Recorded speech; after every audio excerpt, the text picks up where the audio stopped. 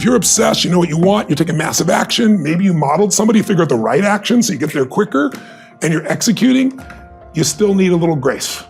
Some people call it luck, you could call it God, but I really believe that there's the part we do and then there's the part that comes to us. But I do know grace shows up a lot more when you do the first 2 steps on your own, and grace shows up a lot more when you acknowledge grace in your life, when you acknowledge that I was born in a world where I didn't have to build this internet that I can pull out of my pocket the answer to anything on earth. I am driving on streets I didn't pave. I'm reading books I didn't have to write.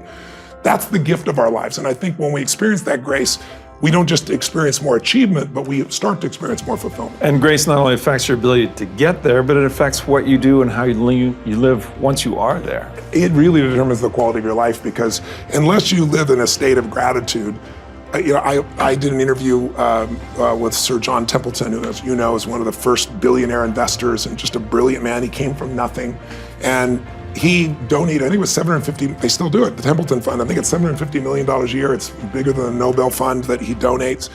And one day I asked him, I said, what is the secret to wealth? And he looked at me, paused, this big smile, and his eyes got really bright, like they always did. And he said, Tony, it's what you teach. I said, well, I teach a lot of things, which thing? And he said, gratitude.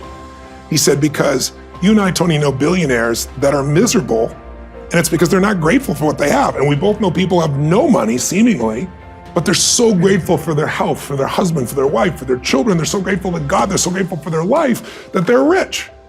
So I think it starts with that gratitude. It starts with that connection to grace, as simplistic as that sounds. And so it's not enough just to have your financial plan. You have all the money and be miserable. Let's have the money and be really rich emotionally, psychologically, and spiritually.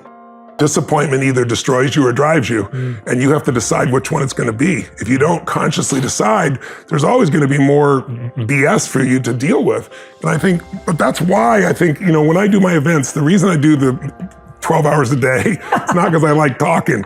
It's just that I can tell you something all day long, or I can get you to build the muscle. Yes. And the build the muscle is by experiencing it. I always tell people a belief's a poor substitute for an experience. Like, I could have a belief about you, but now I experience you. So I get to know who you are, right? The same thing's true as, like, you have a belief about China, you have a belief about working out.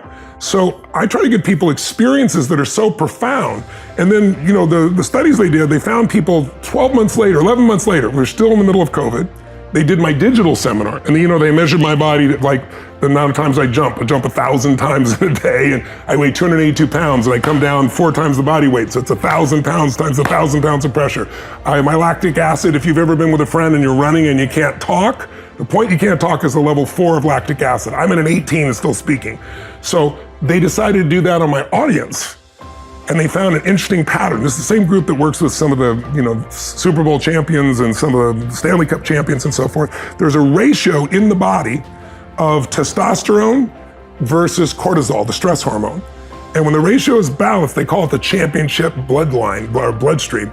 It literally gets you to follow through. So when they did my audience in my live seminar, they found that people literally mirror me all the way through the experience. That's phenomenal. Biochemically. That is phenomenal. But then we did it, because all of a sudden, overnight they said to me, we're going to San Francisco, and the governor of California says you can only have 10 people, and we got 15,000.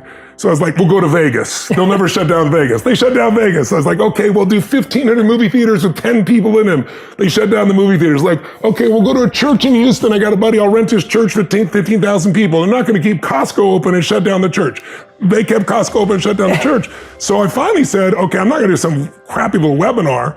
So I get this vision. I'm going to build this facility with 20-foot high LED screens, 50 feet wide, all around me. I'm going to call Eric Yon at Zoom. I'm going to get them from 1,000 up to 25,000 people so I can interact with people live in real time. I'm going to build an app so they can shake it. And the more people do it, the louder it gets, so it's real.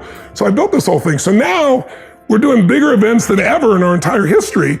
But they did the same measurements on them in different parts of the world and saw the exact same mirroring process. Wow. And the average person, even digitally, to clarify that, 71% of the people, they had 71% drop in negative emotions, 53% improvement in positive emotions, and 11 months later, in the middle of COVID, it held, because it's a biochemical change. So when people say, "Oh, I'm trying," I write books because it's an easy entry point to people. There's so much you can learn from a book, but there's nothing like the experience.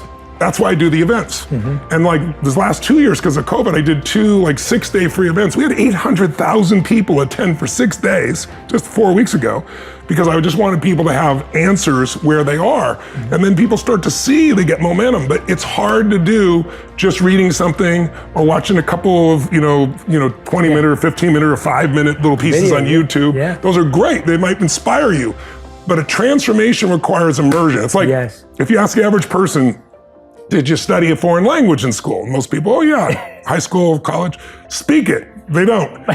But if you turn around and you said, okay, what if you want to learn Italian? And I just took you to Rome and dumped you off for 6 weeks with no teacher, you're going to come back 6 weeks later speaking, Italian. So it's immersion. And if you want to master something, I think that's the thing most people don't do. They read a little bit, they listen a little bit, they dip in and out. They don't go day and night and day in total immersion in something that transforms them, and also something that makes them push through their fears. Because in the end, that's the only thing that stops me. Everybody's got a story. I didn't know this person. I don't have the resources. They have all the things they don't have.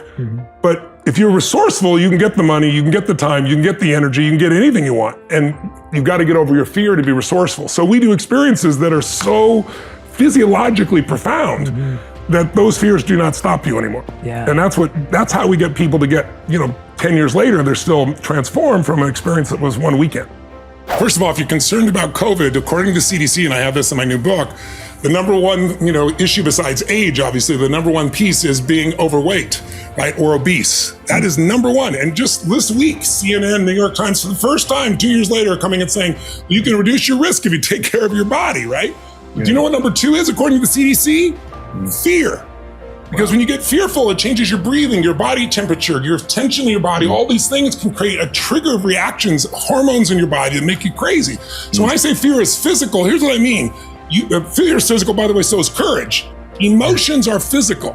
If you're really scared, have you ever been at that point where you're like freaked out about something and you can't quite fully swallow, or you got that feeling in your gut? Certainly. But courage is also physical. That's what you're talking about. It's like I trained myself from a very young age that the number one thing I had to do so I would follow through on the things we're talking about here is I had to have a mind and body that were strong together.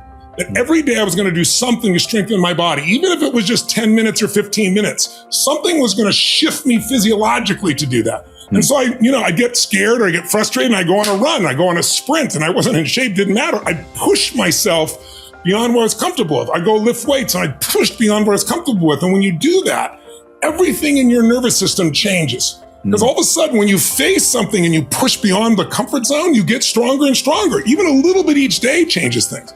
So think about it. Courage, you're not afraid, because there'd be no need for courage. Courage is you're scared shitless, but you do it anyway. And so training your body, and you and I both do this, right? We train intensely because we know this is the resource through which my mind's going to try to make decisions. And then the second thing is every day you got to feed your brain, your mind, because if you don't, crap is going in there automatically. We all know that, right? I mean, today it's chasing you because we all know, the news knows, they're not bad people, they're good people.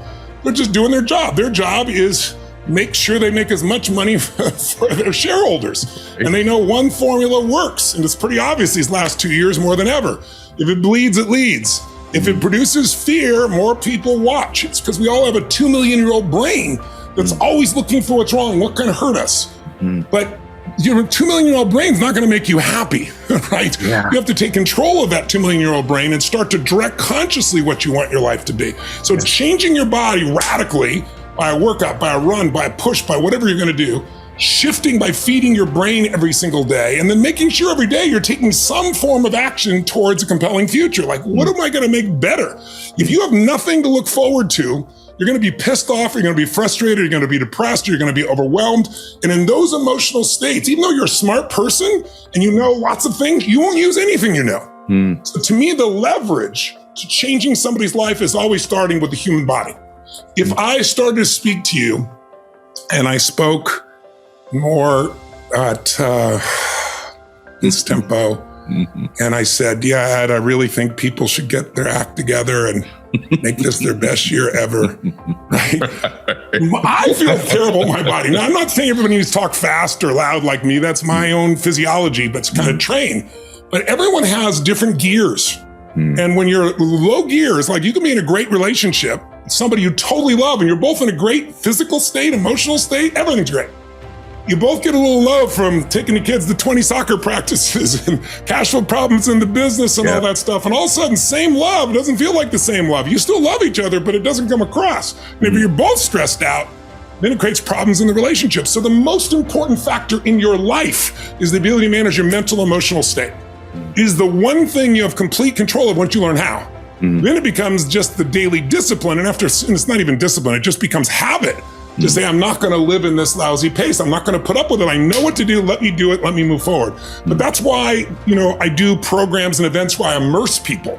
Yeah. Because, you and I can talk about this 2 minutes, kind of nod your head. But if I put you in an experience, correct. I always tell people a belief is a poor substitute for an experience. You can have a belief about China. I take you to China, you're going to have an experience. It's very different. So true. And so I think human beings need to put themselves more in experiences. A lot of us today, especially with COVID, being stuck at home and doing business from home, a lot of people are stuck in their head. Yeah. I tell you, get in your head, you're dead. You'll just go in circles. Get in your head. You got to get that body and that energy moving, and then your head will start to work as well.